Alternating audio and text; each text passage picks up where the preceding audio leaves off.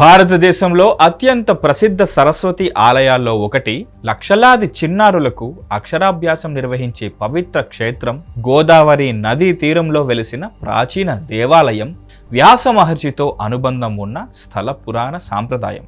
భారతదేశంలో ఒక ఆలయం, అక్కడ ప్రతిరోజు వేలాది పిల్లల భవిష్యత్తు ప్రారంభమవుతుంది.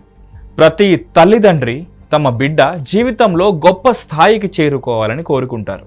అందుకే విద్య ప్రారంభించే మొదటి రోజును చాలా పవిత్రంగా భావిస్తారు. కానీ భారతదేశంలో ఒక ఆలయం ఉంది. అక్కడ వేలాది కుటుంబాలు తమ పిల్లల మొదటి అక్షరాన్ని దేవీ సాక్షిగా రాయిస్తారు. ఆ పవిత్ర క్షేత్రమే బాసర జ్ఞాన సరస్వతి దేవస్థానం. ఇక్కడ పిల్లల చేతిలో మొదటిసారి చాక్ పెట్టే ముందు సరస్వతీదేవిని ప్రార్థిస్తారు. బియ్యంలో ఓం లేదా మొదటి అక్షరాన్ని రాయిస్తారు. ఈ సాంప్రదాయం శతాబ్దాలుగా కొనసాగుతోంది. కానీ ఒక ప్రశ్న, ఎందుకు దేశం నలుమూలల నుంచి లక్షలాది మంది ఇక్కడికే వస్తారు? సరస్వతీదేవి ఆలయాలు భారతదేశంలో చాలా అరుదు. అయితే ఈ ఆలయం ఎలా అంతటి ఖ్యాతిని సంపాదించింది? ఇంకా స్థానికులు ఈ ప్రాంతాన్ని వ్యాస మహర్షి తపస్సు చేసిన భూమిగా ఎందుకు భావిస్తారు? ఆ విశ్వాసం వెనుక ఏ కథ ఉంది, ఏ చరిత్ర ఉంది? అదే ఈరోజు మన యాత్ర. బాసర అనే పేరు ఎలా వచ్చింది? వ్యాస మహర్షితో ఈ క్షేత్రానికి ఉన్న అనుబంధం ఏమిటి? స్థల పురాణం మరియు చరిత్ర ఇప్పుడు మన ముందుకు రాబోతున్నాయి. వ్యాస మహర్షి తపస్సు, బాసర పేరులో దాగి ఉన్న కథ. బాసర క్షేత్రాన్ని అర్థం చేసుకోవాలంటే ముందుగా రెండు అంశాలను వేరు చేయాలి. మొదటిది స్థల పురాణం, రెండవది చారిత్రక ఆధారాలు. స్థల పురాణం ప్రకారం మహాభారత యుద్ధం అనంతరం వ్యాస మహర్షి మనశ్శాంతి కోసం దక్షిణ దిశగా ప్రయాణించారని విశ్వసిస్తారు. ఆయన గోదావరి నది ఒడ్డున ఈ ప్రశాంత ప్రాంతాన్ని ఎంచుకొని తపస్సు చేశారని ఆలయ సాంప్రదాయం చెబుతుంది. అయితే గోదావరి తీరంలోని పవిత్ర ఇసుకతో సరస్వతి, లక్ష్మి మరియు మహాకాళి దేవతల విగ్రహాలను రూపొందించి ప్రతిష్ఠించారని స్థల పురాణం వివరిస్తుంది. ఈ గాథ స్థల పురాణ సాంప్రదాయంలో భాగం. దీనిని చారిత్రకంగా నిర్ధారిత సంఘటనగా మనం పరిగణించలేం. ఇప్పుడు చరిత్ర వైపు చూద్దాం. బాసర ప్రాంతం గోదావరి నదీ తీరంలో ఉన్నందున ప్రాచీన కాలం నుంచే ఆశ్రమ సంస్కృతికి, యాత్రికులకు మరియు ఆధ్యాత్మిక సాధనకు అనుకూలమైన ప్రాంతంగా అభివృద్ధి చెందినట్లు చరిత్రకారులు భావిస్తున్నారు. స్థానికంగా వ్యాసపురి అనే పేరు కాలక్రమేణా బాసరగా మారిందని ఒక ప్రసిద్ధ అభిప్రాయం ఉంది. అయితే ఈ పేరుకు సంబంధించిన ఖచ్చితమైన చారిత్రక ఆధారాలపై పరిశోధకుల మధ్య వివిధ అభిప్రాయాలు ఉన్నాయి. అందుకే దీనిని స్థానిక సాంప్రదాయంగా చూడడం సరైన విధానం. కానీ ఈ ఆలయం కేవలం ఒక స్థల పురాణంతోనే ప్రపంచవ్యాప్తంగా ప్రసిద్ధి చెందలేదు. ప్రతిరోజు ఇక్కడ జరిగే ఒక ప్రత్యేక సాంప్రదాయం ఈ క్షేత్రాన్ని భారతదేశంలోనే ప్రత్యేకంగా నిలబెట్టింది. లక్షలాది మంది పిల్లలు తమ విద్యా ప్రయాణాన్ని ఇక్కడే ఎందుకు ప్రారంభిస్తారు? అక్షరాభ్యాసం వెనుక దాగి ఉన్న ఆధ్యాత్మిక సందేశం ఏమిటి? తదుపరి భాగంలో ఆ అరుదైన సాంప్రదాయాన్ని మనం తెలుసుకుందాం. భారతదేశంలో సరస్వతి ఆలయాలు ఎందుకు చాలా అరుదు? బాసర ప్రత్యేకత ఏమిటి? భారతదేశంలో శివాలయాలు, విష్ణు ఆలయాలు, దుర్గాదేవి ఆలయాలు వేల సంఖ్యలో కనిపిస్తాయి. కానీ ఒక ప్రశ్న, సరస్వతీదేవి ఆలయాలు మాత్రం ఎందుకు చాలా తక్కువ? ఈ ప్రశ్నకు ఒక సమాధానం లేదు. చరిత్రకారులు మరియు మత అధ్యయనకారులు వివిధ అభిప్రాయాలను వ్యక్తం చేస్తారు. భారతీయ సాంప్రదాయంలో సరస్వతీదేవిని కేవలం ఒక ఆలయంలో మాత్రమే కాకుండా ప్రతి విద్యార్థి హృదయంలో, ప్రతి గురువు బోధనలో, ప్రతి పుస్తకంలో మరియు ప్రతి విద్యా ప్రారంభంలో ఆరాధించే సంస్కృతి ఏర్పడింది. అందువల్ల ఆమెకు ప్రత్యేక ఆలయాల కంటే విద్యా సాంప్రదాయాల్లోనే ముఖ్యమైన స్థానం లభించిందని కొంతమంది పరిశోధకులు భావిస్తారు. అయితే బాసర ఈ సాంప్రదాయానికి ఒక అపూర్వమైన మినహాయింపు. ఇక్కడ జ్ఞానాన్ని కేవలం చదువుగా కాదు, దైవ అనుగ్రహంగా భావిస్తారు. ప్రతి చిన్నారి అక్షరాన్ని నేర్చుకునే ముందు సరస్వతీదేవి ఆశీర్వాదం కోరడం ఇక్కడి ప్రత్యేకత. ఆలయంలో శ్రీ జ్ఞాన సరస్వతీ దేవితో పాటు శ్రీ మహాలక్ష్మీదేవి మరియు శ్రీ మహాకాళీదేవి కూడా కొలువై ఉండటం ఈ క్షేత్రానికి మరో విశిష్టత. స్థానిక ఆధ్యాత్మిక సాంప్రదాయం ప్రకారం జ్ఞానం, సంపద, శక్తి ఈ మూడు సమతుల్యంగా ఉన్నప్పుడే జీవితం సంపూర్ణమవుతుందని భావిస్తారు. ఇది ఒక అందమైన తాత్విక సందేశం. ఇంకా ఈ ఆలయంలో ప్రతిరోజు వందలాది కుటుంబాలు ఒకే కారణంతో వస్తుంటాయి. అది అక్షరాభ్యాసం. కానీ బియ్యంలో మొదటి అక్షరం రాయించడం వెనుక కేవలం ఒక ఆచారమే ఉందా, లేక దాని వెనుక లోతైన ఆధ్యాత్మిక భావం కూడా దాగి ఉందా? ఒక చిన్నారి జీవితంలో మొదటి అక్షరం ఎందుకు ఇంత పవిత్రంగా భావిస్తారు? బాసర అక్షరాభ్యాసం వెనుక ఉన్న అసలు సందేశం ఇప్పుడు మనం తెలుసుకుందాం. అక్షరాభ్యాసం ఒక ఆచారమా, లేక జీవితాన్ని మార్చే తొలి అడుగా? ఉదయం ఆలయ ప్రాంగణం చిన్నారుల నవ్వులతో నిండిపోతుంది. కొంతమంది తల్లి చేతిని పట్టుకొని, మరికొందరు తండ్రి భుజంపై కూర్చుని గర్భగుడి వైపు చూస్తుంటారు. వారి కళ్ళల్లో కొత్త ప్రపంచాన్ని చూసే ఉత్సాహం, తల్లిదండ్రుల హృదయంలో ఆశ. పూజారి ఒక వెండి పాత్రలో బియ్యాన్ని సమంగా పరుస్తారు. ఆ తరువాత చిన్నారి చేతిని మెల్లగా పట్టుకొని మొదటి అక్షరాన్ని రాయిస్తారు. ఓం లేదా స్థానిక సాంప్రదాయం ప్రకారం మొదటి తెలుగు అక్షరం. ఆ క్షణంలో అక్కడున్న ప్రతి ఒక్కరి ముఖంలో ఒక ప్రత్యేకమైన ఆనందం కనిపిస్తుంది. ఈ సాంప్రదాయం అక్షరాభ్యాసం. ఆలయ సాంప్రదాయం ప్రకారం విద్య ప్రారంభానికి ముందు సరస్వతీదేవిని ప్రార్థించడం శుభప్రదమని భక్తులు విశ్వసిస్తారు. ఇది భక్తి సాంప్రదాయంలో భాగమైన విశ్వాసం. చదువులో విజయం కేవలం ఈ ఆచారంతోనే వస్తుందని చెప్పడం సరైంది కాదు. విద్యలో విజయం కృషి, క్రమశిక్షణ, మంచి గురువులు మరియు నిరంతర సాధనపై ఆధారపడి ఉంటుంది. అయితే ఈ ఆచారం ఒక అందమైన సందేశాన్ని మనకు ఇస్తుంది. జ్ఞానాన్ని గౌరవించాలి, గురువులను గౌరవించాలి, చదువును ఒక పవిత్రమైన ప్రయాణంగా చూడాలి. బాసరకు వచ్చే తల్లిదండ్రులు తమ పిల్లలు పరీక్షల్లో మొదటి ర్యాంక్ రావాలని మాత్రమే కాదు, మంచి మనుషులుగా ఎదగాలని కూడా కోరుకుంటారు. బహుశా అదే ఈ క్షేత్రం నిజమైన మహిమ. కానీ బాసర ప్రత్యేకత ఈ అక్షరాభ్యాసంతో మాత్రమే ముగియదు. ప్రతి సంవత్సరం ఇక్కడికి వచ్చే లక్షలాది మంది భక్తులు తమ జీవితంలో జరిగే కొన్ని విశేష అనుభవాలను పంచుకుంటారు. ఆ అనుభవాలు అద్భుతాలా, లేక వ్యక్తిగత విశ్వాసాలా? ఆ కథలు ఇప్పుడు ప్రారంభమవుతున్నాయి. బాసర దర్శనం తర్వాత తమ జీవితంలో మార్పు వచ్చిందని ఎందుకు చెబుతారు? భక్తుల అనుభవాలు, గోదావరి తీరం మరియు ఈ క్షేత్రం అందించే ఆధ్యాత్మిక ప్రశాంతతను ఈ తదుపరి భాగంలో మనం తెలుసుకుందాం. భక్తులు చెప్పే అనుభవాలు, బాసరలో నిజంగా ఏమి అనుభూతి చెందుతారు? ఉదయం గోదావరి తీరంపై మంచు ఇంకా పూర్తిగా తొలగిపోలేదు. ఆ నిశ్శబ్దాన్ని చిన్నారుల నవ్వులు, ఆలయ గంటల శబ్దం మరియు ఓం ఐం సరస్వత్యై నమః అనే మంత్రోచ్చారణ మెల్లగా నింపడం ప్రారంభిస్తాయి.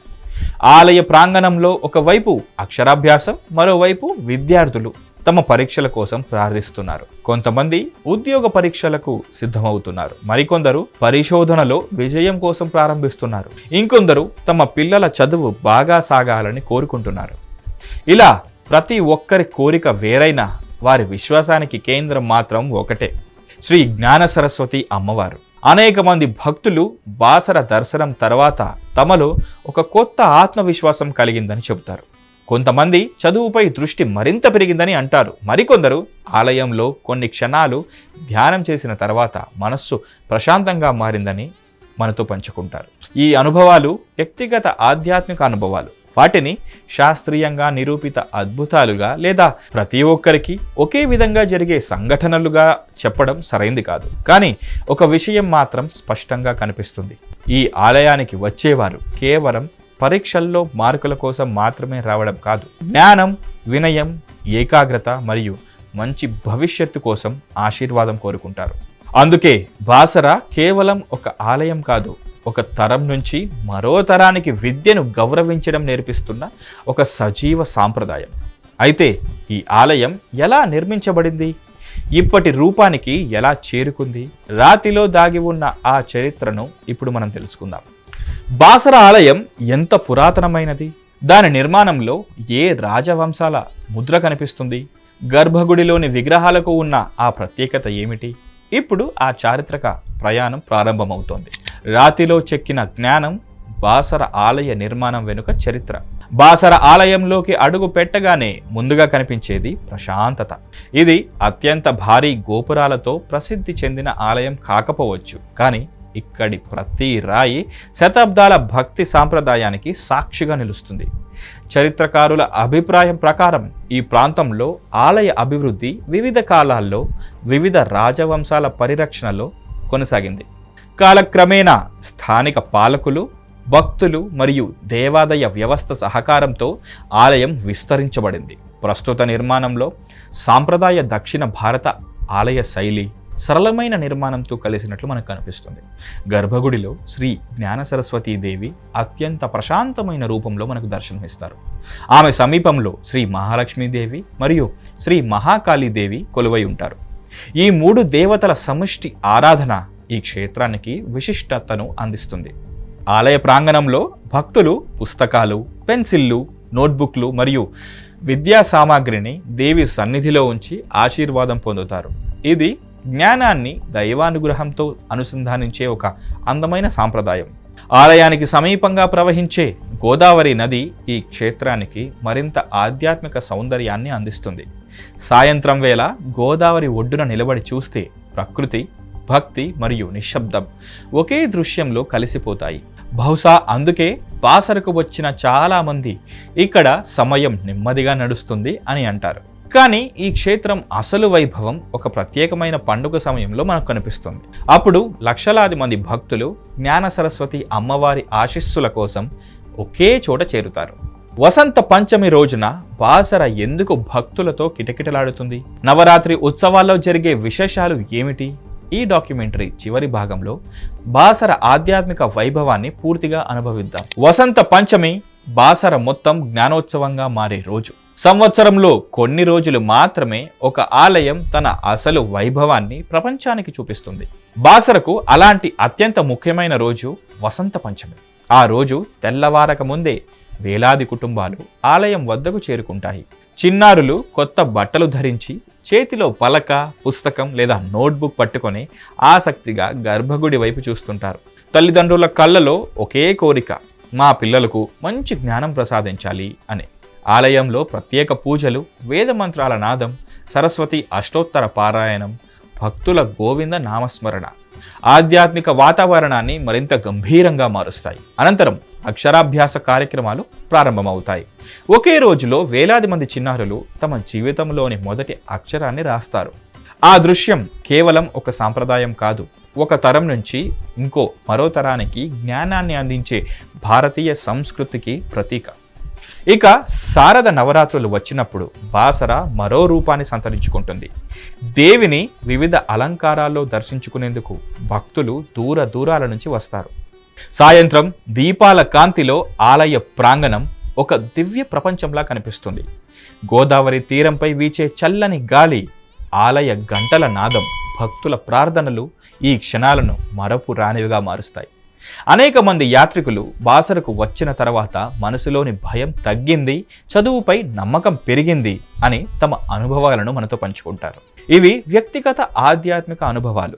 ప్రతి ఒక్కరికి అదే విధంగా జరుగుతాయని చెప్పడం సరైంది కాదు. కానీ ఒక విషయం మాత్రం నిజం, బాసర విద్యను కేవలం ఉద్యోగానికి మార్గంగా కాకుండా జీవితాన్ని వెలిగించే శక్తిగా చూడడం నేర్పిస్తుంది. అయితే ఈ ఆలయం మనకు అందించే అత్యంత గొప్ప సందేశం ఇంకా మిగిలే ఉంది.